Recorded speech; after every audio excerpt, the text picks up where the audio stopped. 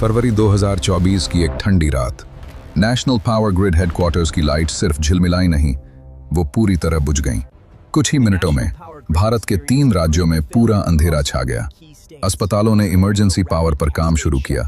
Railway signals freeze हो गए। पूरे शहर खामोश हो गए। जनता को बताया गया ये सिर्फ एक टेक्निकल ग्लिच था।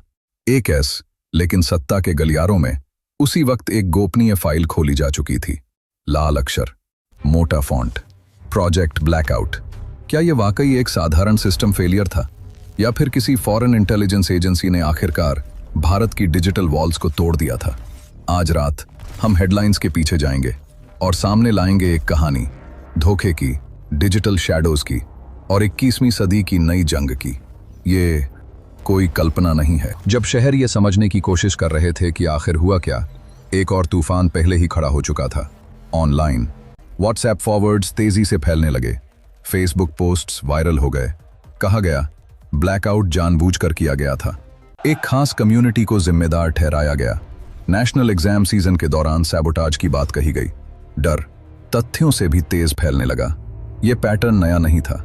ठीक वैसे ही जैसे दीपू चंद्र दास का मामला, जहां ब्लास्फेमी का झूठा आरोप एक गहरी साजिश को छुपाने के लिए इस्तेमाल किया गया था, यहां भी मिस इन्फॉर्मेशन ही हथियार बन चुकी थी। छोटे कस्बों में भीड़ इकट्ठा होने लगी। आवाजें ऊंची होने लगी। हवा में तनाव घुल चुका था। पुलिस सड़कों को देख रही थी, लेकिन भारत की इंटेलिजेंस एजेंसीज कुछ और ही देख रही थी। सर्वर्स, द इंटेलिजेंस इन्वेस्टिगेशन, जो जांच में सामने आया वो चौंकाने वाला था। कोई हार्डवेयर फेलियर नहीं था, कोई एक्सीडेंटल ओवरलोड नहीं। इसके बजाय एक डिजिटल फुटप्रिंट, साफ, सटीक, जानबूझकर छोड़ा गया। जांच की डोर एक ऐसे व्यक्ति तक पहुंची जिसकी किसी ने उम्मीद नहीं की थी। हम उसे अर्जुन कहेंगे।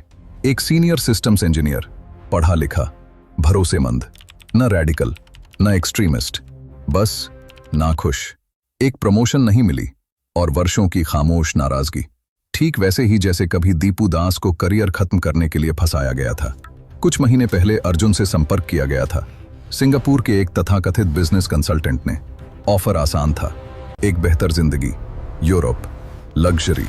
अर्जुन को बस एक हार्मलेस दिखने वाला मॉनिटरिंग सॉफ्टवेयर इंस्टॉल करना था। जो उसे नहीं पता था कि उसका हैंडलर एक हॉस्टाइल इंटेलिजेंस एजेंसी के लिए काम कर रहा था। जब एसेट की पहचान हो गई, भारत के सामने एक बड़ा फैसला था। तुरंत गिरफ्तार करें या फिर उसे इस्तेमाल करें। इस ऑपरेशन का नाम रखा गया शैडो बॉक्स। दुश्मन ये मान रहा था कि वो दूसरा परमानेंट ब्लैकआउट तैयार कर रहा है, लेकिन उसी वक्त Indian cyber warriors signal trace कर रहे थे। सीमाओं के पार, एनक्रिप्टेड लेयर्स के पार, वन और ट्रेल जाकर रुकी लाहौर में, वहीं जहां पहले भी कोवर्ट ऑपरेशंस जमीन हिला चुके थे। ये था न्यू इंडिया का डॉक्ट्रिन। हम सिर्फ बचाव नहीं करते, हम दुश्मन के डिजिटल घर में घुसते हैं। एक सिंक्रोनाइज्ड साइबर स्ट्राइक में हॉस्टाइल सर्वर को न्यूट्रलाइज कर दिया गया, खामोशी से, पूरी तरह। और वो सिंगापुर कंसल्टेंट गायब हो गया। अर्जुन को गिरफ्तार कर लिया गया। अब उस पर देशद्रोह के लिए उम्र कैद का खतरा है। उसका परिवार दीपू के परिवार की तरह एक टूटी हुई जिंदगी दोबारा जोड़ने की कोशिश कर रहा है। यह मामला एक डरावनी सच्चाई दिखाता है। आज के दौर में सबसे बड़े खतरे हमेशा बॉर्डर के पार नहीं होते। कभी कभी वो आपके बगल वाले क्यूबिकल में बैठे होते हैं, या फिर आपके व्हाट्सएप ग्रुप में फॉरवर्ड होकर आते हैं।